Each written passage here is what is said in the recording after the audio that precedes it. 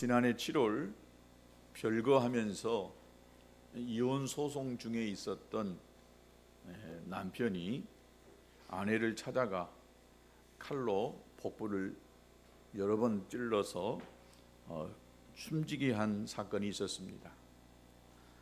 그 딸들이 아빠를 처벌해달라고 청원을 올리기도 했던 구월동 아내 살인 사건이 있었습니다. 지난주에 2심 판결이 났는데 징역 25년 판결이 떨어졌습니다. 우리나라에 매년 일어나는 살인 사건이 약 300개에서 400개 정도, 그러니까 매일 하루에 하나의 살인 사건이 벌어진다는 것입니다. 1980년도부터 2012년까지 전국에서 이 미제 사건, 미제 살인 사건, 살인 사건이 일어났지만 그 범인을 잡아내지 못한 건수가 267건입니다. 우리나라에서 살인 사건의 검거율은 93%입니다. 거의 모든 살인 사건의 범인을 다 잡아내지만은 극히 약 한 6% 정도, 5 내지 6% 정도는 그 범인을 찾지 못한 미제 사건으로 분리되는 것을 볼 수가 있습니다. 여러분, 세상에 말세다라고 이야기합니다. 그래서 존속 살인 사건, 자식이 부모를 칼로 죽이는, 또 정말 입에 담기도 힘든 그런 이 일들이 이 세상 속에 많이 벌어지고 있습니다. 세상이 너무 악하기 때문에 세상의 끝이 왔다라고 하는 표현을 하면서 우리가 세상 말세다라고 그렇게들 이야기합니다. 잔인한 살인 사건, 이 지구촌 곳곳에서 들려져 오는 이 상상을 초월하는 많은 사건들이 있습니다. 또 갈수록 이 자연의 대재앙들을 보면서 우리는 세상 말세다라고 그렇게 이야기합니다. 그러나 이런 일들은 오늘 이 시대에만 있었던 것이 아니라 아주 먼 오래된 수천 년 전에도 여전히 인간이 살고 있는 이 세상 속에서 여전히 벌어지고 있었다라고 하는 것입니다. 유독 우리 현대 사람들에게 세상 말세라는 말이 이 체감적으로 와닿는 것은 과학과 문화가 발달한 이 환경적인 요인일 때문일 것입니다. 이렇게 과학이 발달되어져 있고 또 비를 인위적으로 만들어내려고 하는 시도를 하고 있습니다. 그러나 여러분, 지난주에 강원도에서 일어나는 그 이 산불이 강풍을 타고 번지는 것을 잡아내지 못했습니다. 그래서 엄청난 많은 피해들을 만들어냈다는 것을 보았습니다. 그런데 매스컴에서 보니까 이것이 지금에서만 있는 것이 아니라 조선시대 1400년도에도 그런 이 불이 이상한 그 지형에 따라 그쪽 지방에는 봄철이 되면은 산불이 가끔씩 일어나 가지고 이 양양에 있는 낙산사철을 태우기도 하고 그 일대에 큰 산불이 일어났다라는 이 기록도 있었다는 것입니다. 자연적으로 그 불이 일어나서 많은 피해를 일어났던 경우가 있었습니다. 그러나 이렇게 과학이 발달되어지는 이 시대에도 그 산불을 막아내지 못하고 있습니다. 이 K-웨더스라고 하는 그 기상예보 센터장이 나와서 하는 말을 들었는데, 그분이 산불이 나기 그 아침에 어느 텔레비전 그 프로에 나와가지고 오늘 분명히 대형 산불이 일어날 가능성이 매우 높다라고 이야기했습니다. 아무리 이렇게 예보를 했어도 오늘 분명히 기상 전문가가 오늘 큰 산불이 날 것이라고 말을 했지만은 그 산불을 막아낼 수 있는 아직까지 우리에겐 그런 이 과학의 또 문화 이 발달되어지지 않고 있다는 것을 알 수가 있습니다. 그럼에도 불구하고 여전히 우리들 인간 사회 속에서 일어나고 있는 수많은 상상을 초월하는 많은 무시무시한 강력 사건들이 일어나는 것을 볼 때에 참 끔찍하다라고 하는 이런 표현들을 많이 씁니다. 그러나 이런 죄악들은 과거에도 여전히 동일하게 이 사건들이 이 지구상 곳곳에서 많이 있었습니다. 그러나 지금은 이 SNS 매스컴들이 발달돼 가지고 조그마한 한 사건도 이 SNS를 통해서 금방 확산되고 모든 사람들이 그냥 다 알 수 있는 이 시대이기 때문에 많이 일어난 것처럼 아마 보일 수도 있습니다. 성경에 이미 이런 살인 사건 초창기 창조 시대에부터 일어났던 것을 알 수가 있습니다. 누굽니까? 아담의 아들 이 형제 가인과 아벨 두 형제지간에 살인 사건이 벌어집니다.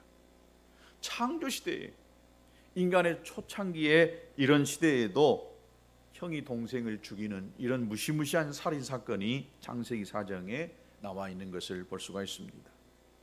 옛날로 돌아갈수록 인간의 죄와 이 죄의 양과 죄의 질이 적어야 하는데 결코 그렇지 않았다는 것을 알 수가 있는 이 사건이었던 것입니다.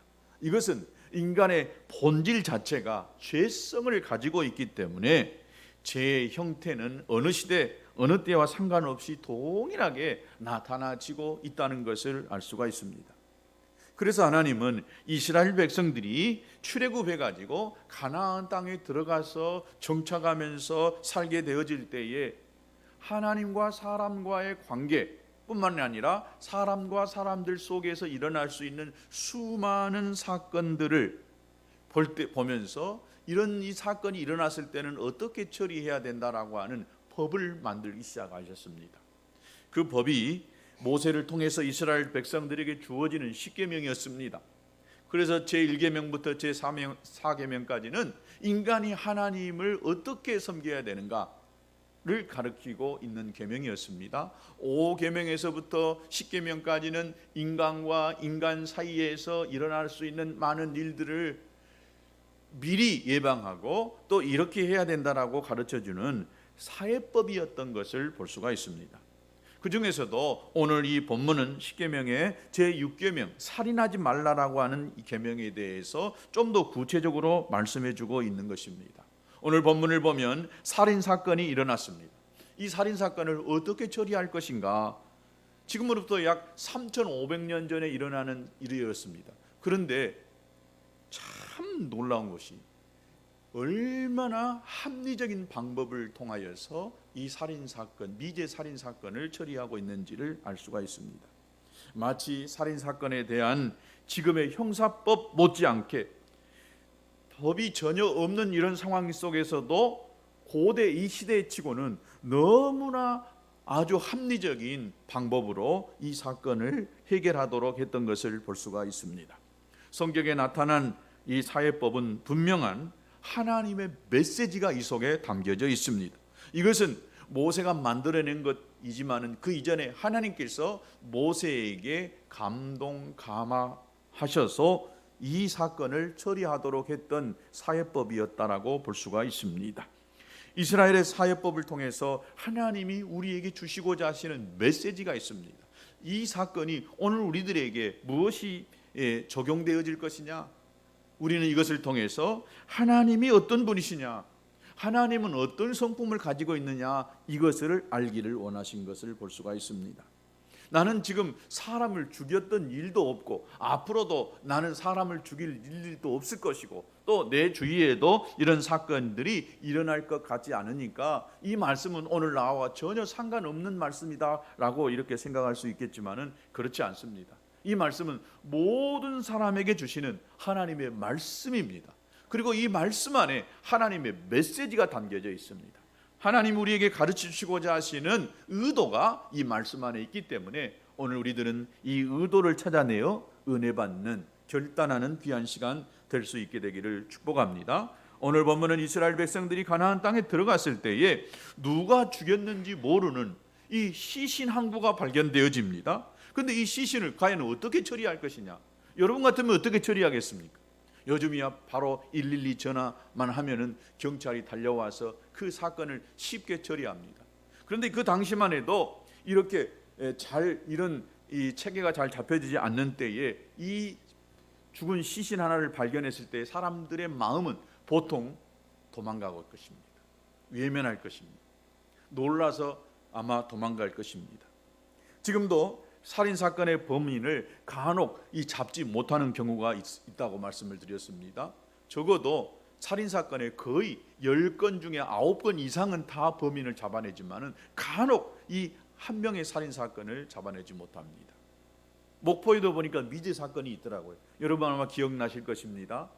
아주 오래전에 저기 이 목포과학대학과 한국병원 그 사이에서 지나가던 여대생이 의문에 이 시신 사체로 발견되어졌는데 그 범인을 찾지를 못했습니다.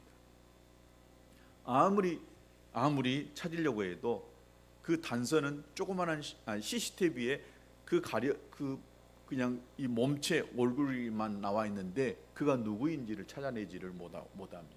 아무런 그 수많은 인력을 동원하고 또 장비를 동원해도 아직까지 그 범인을 찾아내지를 못하고 있습니다. 그래서 목포 여대생 미제 사건이라 인터넷 쳐보니까 그렇게 나와 있는 것을 보았습니다. 우리 주위에 이렇게 살인 사건이 나와졌을 때 여러분 그 거리에 지나갈 때 얼마나 무시무시하겠습니까? 그것도 밤길에 홀로 여대생이 지나가다가 큰 어려움을 이렇게 당하는 일이었을 것입니다. 그래서 아마 딸들을 둔 그 부모들은 딸이 밤에 나간다고 하면은 늘 노심초사 걱정합니다. 우리 주위에 이런 일들이 많이 일어나기 때문에 그렇습니다.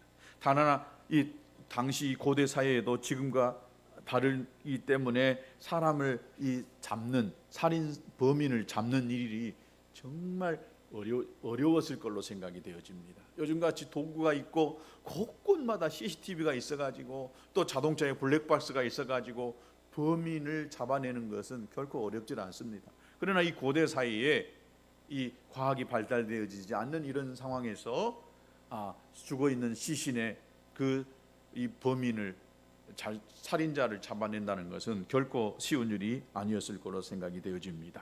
이럴 때에 이 살인 사건이 있을 때에 처리하는 방법을 구체적으로 알려주셨습니다. 죽은 사람의 시체가 땅에 엎드려진 것을 발견하면은 그 시체에서 가장 가까운 성읍의 장로들이 이 사건을 해결하라는 것입니다. 장로들이라고 한다면 그곳의 성읍의 대표적인 사람들이었습니다. 시체를 그냥 모른 채 하거나 아무나 해결하라는 것이 아니라 반드시 하나님이 알려주신 절차에 의해서 해결을 하라는 것입니다. 자, 해결 방법은 우선 어떻게 해야 되느냐? 한 번도 멍에를 메고 일한 적이 없는 이 암송아지를 잡아가지고 물이 항상 흐르고 또 그곳에다가 갈지도 않고 씨를 뿌린 일도 없는 골짜기로 데리고 가가지고 그곳에 가가지고 암송아지 모가지를 꺾어서 죽이라는 것입니다. 그리고 시체에서 가장 가까운 성읍의 장로들이 그 골짜기에서 목을 꺾은 암송아지 위에다가 손을 씻으면서 본문 7절에 이렇게 이야기하라고 있습니다. 우리의 손이 이 피를 흘리지 아니하였고 우리의 눈이 이것을 보지 못하였나이다. 여호와여, 주께서 속량하신 주의 백성이 이스라엘을 사하시고 무죄한 피를 주의 백성 이스라엘 중에 머물러 두지 마옵소서 라고 하면 피 흘린 죄를 용서해 주시겠다라고 말씀합니다. 하나님께서는 살인자가 누구인지 모르면 그냥 넘어가도 되는 사건을 왜 이런 절차를 밟게 하셨을까? 내가 죽인지도 안 했고 누구도 죽이지 않았지만은 왜 굳이 이렇게 암송아지, 한 번도 멍에를 메보지 않는 암송아지를, 또 골짜기에 한 번도 거기다가 씨를 뿌려본 적도 없는 물이 흐르는 골짜기에 데려가서 암송아지의 목을 꺾어서 죽이면서 거기서 이렇게 기도하라고 하셨느냐? 그것은 하나님은 사람의 시체, 즉 사람의 죽음을 통해서 말씀하시고자 하시는 하나님의 뜻이 있기 때문에 그것입니다. 바로 그것은 하나님은 죄가 무엇이면서 그 죄는 반드시 하나님이 해결하지 그냥 넘어가지 않는다는 것을 우리들에게 가르쳐 주시기 위해서 이런 절차를 밟게 하셨던 것입니다. 여러분, 하나님은 사랑의 하나님이십니다. 믿으십니까? 하나님은 사랑의 하나님이시. 하나님은 사랑이시기 때문에 그 사랑 안에 여러분 심판도 징계도 있습니다. 사랑하면 어떤 죄를 지어도 나무라지도 않고 거기에 대해서 책망하지도 않은 것처럼 생각하지만은, 여러분, 그러나 하나님은 사랑하시기 때문에 그 죄에 대해서는 반드시 묻습니다. 죄는 용서하지만은 그 죄로 인하여서 지불되어지는 대가는 여러분 자신이 반드시 대가를 지불해야 됩니다. 주여, 내 죄를 용서해 주십시오. 그래, 내가 너 죄는 용서해 준다. 그러나 그 죄로 인해서 받을 수 있는 벌은 우리가 가정이, 교회가, 이 민족이 받는 것입니다. 누가 살인한지는 모르지만은 살인한 죄의 대가로 암송아지를 대신 죽게 한 것입니다. 죄의 용서를 위해서는 드리는 모든 제사의 대원칙이 있습니다. 하나님이 드리는 그 제사의 대원칙, 이것은 바로 반드시 피의 제사를 드려야 한다는 것입니다. 그래서 레위기 17장 11절에 보면 육체의 생명은 피에 있음이라. 내가 이 피를 너희에게 주어 제단에 뿌려 너희의 생명을 위하여 속죄하게 하였나니 생명이 피에 있으므로 피가 죄를 속하느니라. 여러분, 육체의 가장 중요한 이 생명은 피에 있다는 것입니다. 그래서 이 피 흘림이 없은즉 죄 사함이 없어요. 그래서 피가 흘려야만이 죄가 사해진다는 것입니다. 하나님은 공의로우신 분이기 때문에 우리의 모든 죄를 용서해 주시는 사랑의 하나님이시지만은 결코 죄에 대하여서는 침묵하지 않으시고 그 죄를 반드시 물으시는 것입니다. 그래야 그 죄가 용서되기 때문인 것입니다. 그런데 오늘 본문을 보면 통상적으로 죄의 용서를 받기 위해서 드리는 속죄 제물과는 이 암송아지를 죽이는 방식이 좀 달랐어요. 제물로 드린 짐승을 죽여서 제단에다가 그 피를 뿌림으로 그 죄가 사해졌는데, 오늘 이 미제 살인 사건 때문에 드리는 암송아지는 그렇게 죽이는 것이 아니라 목을 꺾어서 암송아지를 죽이라고 했던 것을 볼 수 있습니다. 그러면 왜 하나님은 어느 때에 짐승의 목을 꺾어 드려야만 했는지를 성경을 통해서 찾아보면 알 수가 있습니다. 어느 때에 짐승의 목을 꺾어서 제사를 드리게 하셨느냐? 하나님께 드리도록 되어 있는 이 짐승의 목을 꺾어서 드리는 경우가 있어요. 거의 대부분 짐승을 이 제사장에 가지고 오면 제사장이 그 짐승을 잡아서 죽여서 피를 제단에다 뿌림으로 백성들의 죄가 사해졌어요. 그러나 이 경우는 제사장이 짐승을 잡아서 피를 제단에 뿌리는 것이 아니라 목을 꺾어 드리라고 했는데, 출애굽기 13장 13절에 보면 나귀의 첫 새끼는 다 어린 양으로 대속해야 된다. 첫 새끼가 나오면은 어린 양으로 대속해야 되는데 나귀만은 유일하게 어린 양으로 대속해야 된다는 것입니다. 그렇게 하지 아니하려고 한다면 어떻게 해야 되느냐? 그 목을 꺾을 것이요. 첫 것은 하나님 것인데 나귀가 태어나면 어린 양으로 그 첫 번째 것을 대신해야 되는데, 나귀는 그렇게 안 하려고 한다면 나귀의 첫 새끼의 목을 꺾으라는 것입니다. 네 아들 중에 처음 난 자는 대속할지니라. 또 출애굽기 34장 20절에 보면 동일한 말씀입니다. 나귀가 첫 새끼를 낳으면 어린 양으로 대속하고, 만약 그렇지 아니하려고 한다면 나귀의 첫 새끼의 목을 꺾어라 그랬습니다. 자, 나귀가 첫 새끼가 태어날 때 그 어린 양으로 대신하여서 하지 않으려고 한다면 그 나귀의 첫 새끼는 목을 꺾어서 하나님 앞에 드리라고 했던 것입니다. 자, 하나님은 이스라엘 백성들에게 모든 첫 번째 태어난 것은 하나님의 것이다 라고 선언을 하였습니다. 다 하나님 것이에요. 이것은 처음 것만 하나님께 드리면 나머지 모든 것은 다 내 것이라는 것이 아니라 처음 것을 드림으로 나머지도 하나님의 것이다 라고 하는 것을 잊지 않도록 하시기 위하여서 이렇게 하도록 했던 것을 볼 수 있습니다. 그런데 모든 짐승의 첫 새끼는 하나님께 드리도록 했지만은 나귀의 첫 새끼는 바로 드리지 못하고 어린 양으로 대신 드리라고 하였습니다. 만약 하나님께 드릴 어린 양이 없으면은 나귀의 첫 새끼는 목을 꺾어서 죽여야만 했던 것입니다. 이게 나귀의 새끼의 운명은 태어나면서부터 대속할 어린 양이 있느냐 없느냐에 따라서 목이 꺾어서 죽을 수도 있고 그렇지 않을 수도 있다는 것입니다. 안타까운 일이지만은 여러분, 우리 인간도 태어나면서부터 이미 죄로 인하여 우리도 죽을 인생으로 정해져 태어났습니다. 나는 죄 하나도 안 지었는데요. 아니, 그 부모가 죄 지었기 때문에, 죄악을 잉태하고 태어났기 때문에 그 죄가 어린 아이에게도 동일하게 가지고 태어난 것입니다. 죄를 지어서 죄인이 아니라 이미 죄인으로 태어났기 때문에 그 아이는 심판받을 수밖에 없고 또 사망에 이를 수밖에 없던 것입니다. 자기가 아무리 죄를 짓지 않으려고 해도 이미 죄가 그 안에 있기 때문에 죄인인 것입니다.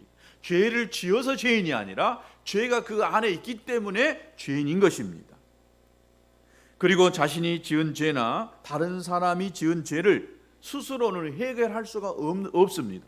왜냐? 그 죄의 값은 피를 흘려야만이, 그 누군가가 대신 죽어야만이 그 죄의 값을 대신 지불할 수 있는데 자기가 죽을 수는 없잖아요. 마치 나귀 새끼의 운명이 대속할 양이 있느냐 없느냐에 달려 있는 것처럼 우리 인간은 우리 죄를 대신 용서해 주실 예수님이 있느냐 없느냐에 따라서 영원히 사느냐 죽느냐가 결정된다는 것입니다. 여러분, 성경의 나귀는 부정한 동물이기 때문에 하나님께 첫 새끼를 직접 드리지 못하고 양을 대신하여서 드리게 한 것입니다. 그렇지 않으면 목을 꺾어서 죽여야 합니다. 마찬가지로 우리 인간은 태어날 때부터 죄를 가지고 태어나기 때문에 그 죄를 가지고는 하나님께 나아갈 수가 없습니다. 만약 하나님께 나아가려고 한다면 어린 양의 피가 있어야 됩니다. 나를 대신하는 어린 양의 피, 그 어린 양의 피는 바로 예수님이었습니다. 어린 양의 피를 대신한 예수님 때문에 우리의 죄가 용서되고 하나님께 나아갈 수가 있었던 것입니다. 오늘 본문은 우리 인간이 죄로 인하여서 십자가를 대신 지신 예수 그리스도의 사랑과 은혜를 예표로 보여주고 있는 말씀입니다. 오늘 본문은 살인한 자를 찾지 못해서 죄의 책임을 묻지 못했을 때에 하나님이 주시는 이 절차를 통해서 죄를 해결하도록 하는 말씀인 것입니다. 하나님은 기준에 속죄의 제사를 드리는 방식으로 송아지를 그냥 제물로 드리지 않게 하고 왜 목을 꺾도록 하셨느냐? 방금 전에도 말씀드린 것처럼 목을 꺾게 하신 이유는 부정한 짐승을 드릴 때였던 것을 볼 수가 있습니다. 죽은 시체 때문에 목을 꺾어 드리는 송아지는 하나님께 정상적인 속죄의 방식으로 드려진 것이 아니라 하나님께서 죄에 대하여 진노하셨다는 것을 나타낸 것입니다. 사람을 죽인 이 살인 사건을 해결하는 이 과정을 통하여서 죄에 대하여서 하나님은 어떻게 반응하시느냐, 이것을 말씀하고 싶었던 것입니다. 뿐만 아니라 하나님은 죄에 대하여서 단호하시다, 또 죄의 책임은 반드시 묻는다, 이것을 가르쳐주고 싶었어요. 죄의 문제를 해결할 때에 여러분, 하나님의 자녀로 살아갈 수 있는 자격이 생깁니다. 저와 여러분이 이 죄의 문제를 해결하지 아니한다면 우리는 하나님의 자녀로 살아갈 수가 없습니다. 또 하나님의 자녀로 살아가면서 죄 지었을 때에 이 죄의 문제가 바로 해결되어져야 하나님과 나와의 관계가 화평케 되는 것입니다. 여러분, 우리가 죄로부터 자유할 수 없습니다. 죄로부터 완전한 사람은 저를 포함해 우리 모두가 다 단 한 사람도 없습니다. 죄와 더불어서 살아갈 수밖에 없는 인생입니다. 죄 속에 살고 있다고 해도 틀린 말이 아닙니다. 그러면 우리가 이 지은 죄를 우리는 그저 가지고 살아가야 되느냐? 계속해서 죄에 덧입혀져서 죄에 더덕더덕 묻어서 그냥 살아갈 수밖에 없는 그런 사람인 것을 인정하고 살아가야 되느냐? 여러분, 결코 그렇지 않습니다. 이 죄가 있을 때마다 이 죄를 가지고 우리는 십자가 앞에 나가야 되는 줄로 믿습니다. 십자가 앞에 나가서 용서해 달라고 자백하고 하나님 앞에 회개하는 이런 심정을 가지고 그 죄에서부터 다시는 내가 반복적으로 짓지 않기 위해서 결단하는 저와 여러분이 되어야 될 줄로 믿습니다. 그렇지 않으면 죄의 종로를 하게 되는 것입니다. 죄의 노예가 되어버린 것입니다. 즉 죄의 노예가 된다는 것은 사탄의 노예가 된다는 것입니다. 하나님의 자녀로서 거룩과 정결의 모습을 살지 아니한다 할지라도 적어도 이 죄와 피비린내 날까지 싸워 이기는 그런 삶을 살아가야 믿음의 사람인 줄로 믿습니다. 바로 오늘 이 미결의 살인사건을 해결하는 이 과정과 방법에서 하나님이 어떤 분이신가를 깨닫는 오늘 저와 여러분이 될 수 있게 되기를 바랍니다. 우리가 지은 죄, 내 가정에서 지은 죄, 하나님 반드시 묻는다는 거예요.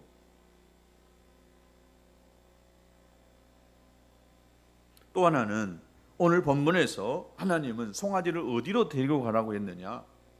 물이 항상 흐르고 갈지도 않고 씨를 뿌린 일도 없는 골짜기로 그 송아지를 끌고 가서 거기서 송아지의 목을 꺾으라고 했습니다. 여러분, 갈지도 않고 씨를 한 번도 뿌린 적이 없는 골짜기에서 송아지의 목을 꺾어서 죽이라고 한 것입니다. 왜 하나님께서 이렇게 구체적인 장소를 지정해 주셨느냐? 왜 이런 곳에 가서 이렇게 송아지를 죽여야만 했느냐? 그것은 바로 암송아지가 갈지도 심지도 못하는 골짜기로 끌려가 죽임을 당하는 것은 이 죽음으로 인하여서 이 땅이 폐허가 되었다라고 하는 의미를 말씀하고 있습니다. 비록 살인자가 누구인지도 모르는 채로 일어난 범죄라 할지라도 그 죄악은 바로 그 땅을 더럽혀 버렸어요.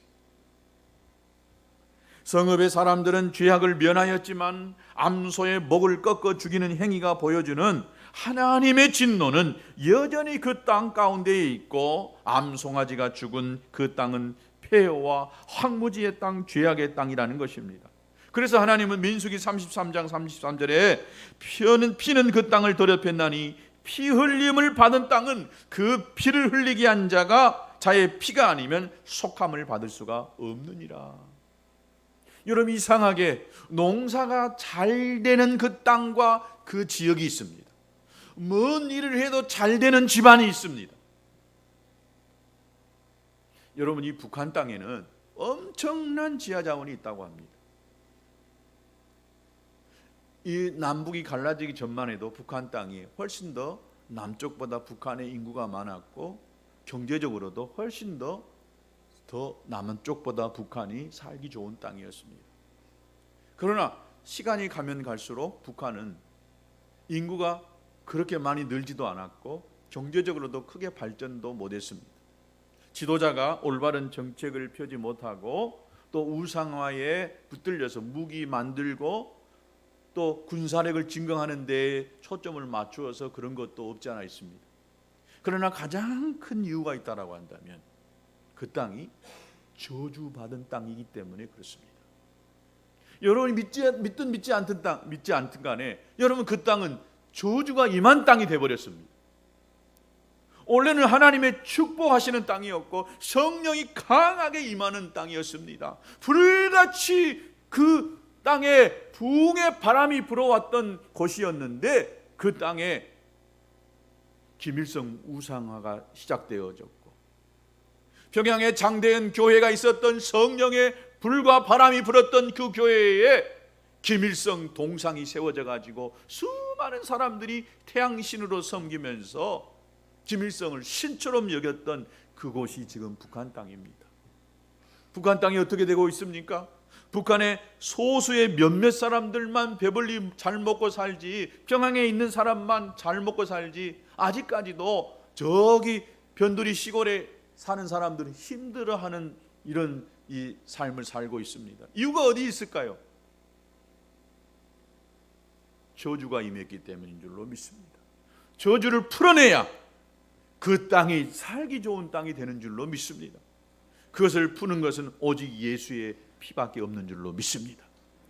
예수의 피가 저 북한 땅을 뒤엎을 때에, 복음으로 저 북한 땅이 정복되어질 때에, 김일성 우상화가 깨트려지고 김정일 우상화가 무너져 갈 때에, 그 땅에 다시 성령의 바람이 불어올 때에 북한 땅은 반드시 살기 좋은, 남북이 통일되어져서 세계 속에 으뜸가는 대한민국 될 줄로 믿습니다.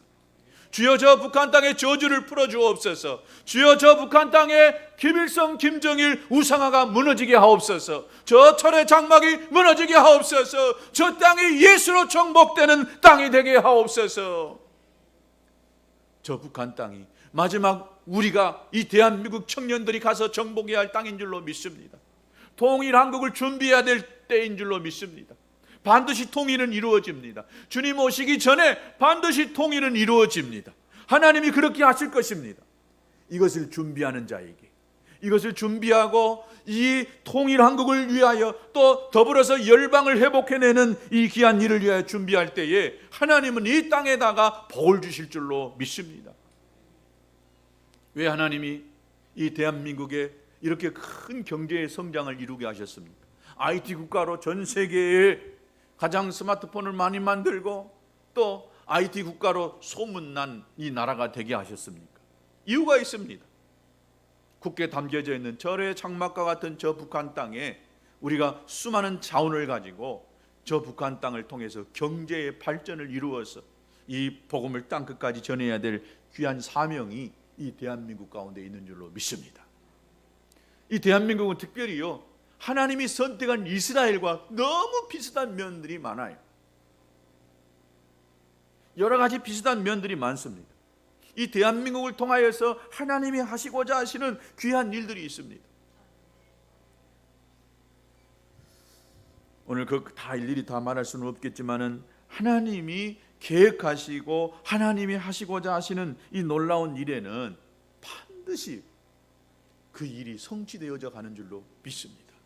우리가 그것을 준비하고 우리가 그것을 대비하면 할수록 우리는 그 하나님의 기적의 축복의 주인공이 되기도 하지만은, 그러나 우리가 게으르고 나태하고 우리가 아무것도 하지 않는다라고 한다면 아무런 역사도 일어나지 않습니다.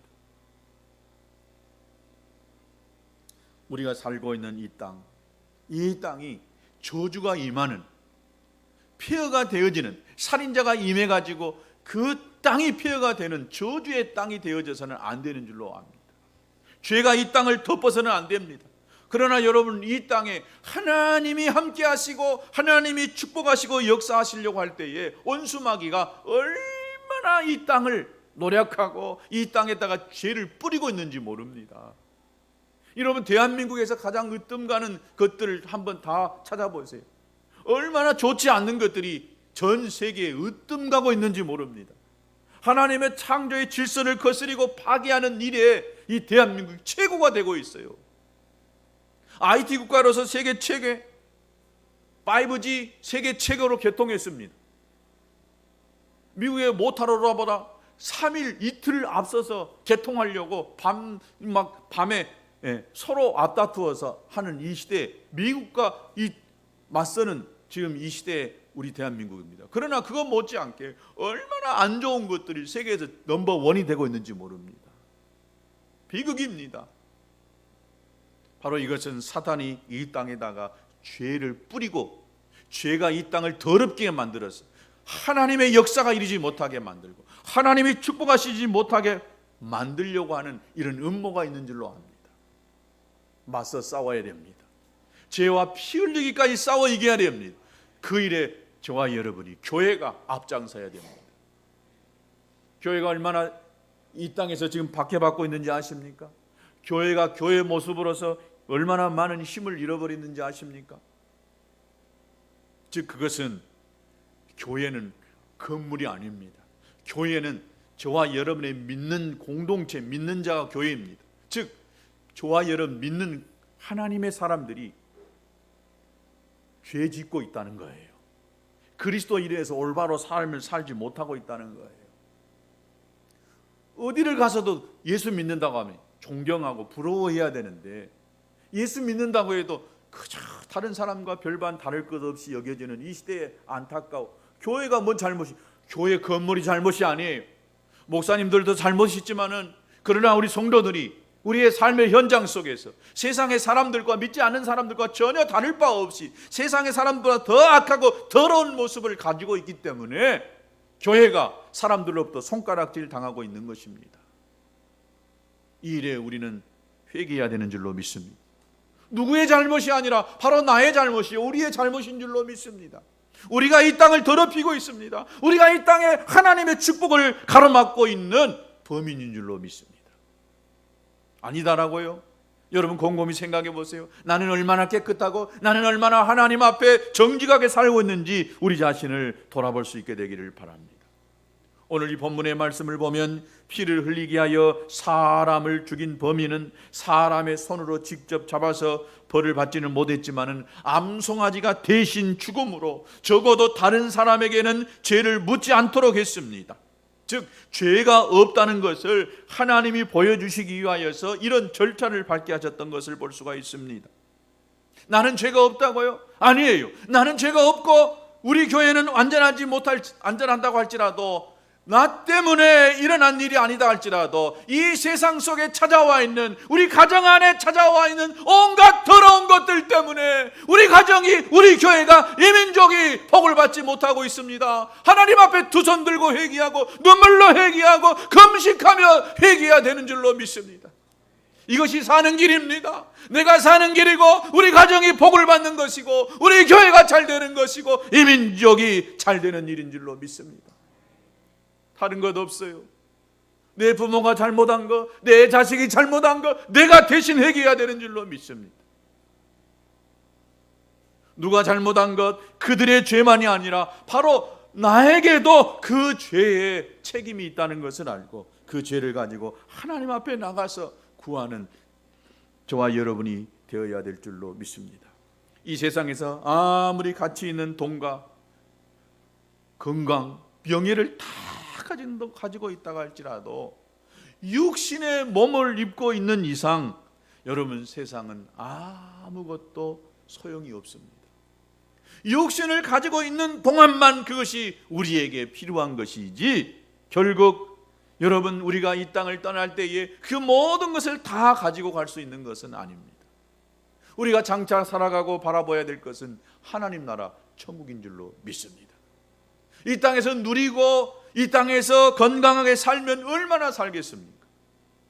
우리가 소망으로 삼아야 될 것이 하나님 나라인 줄로 믿습니다.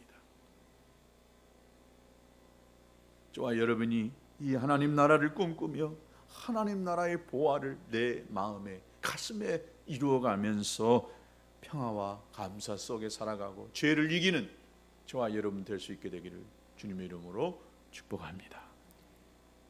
우리 같이 기도하겠습니다.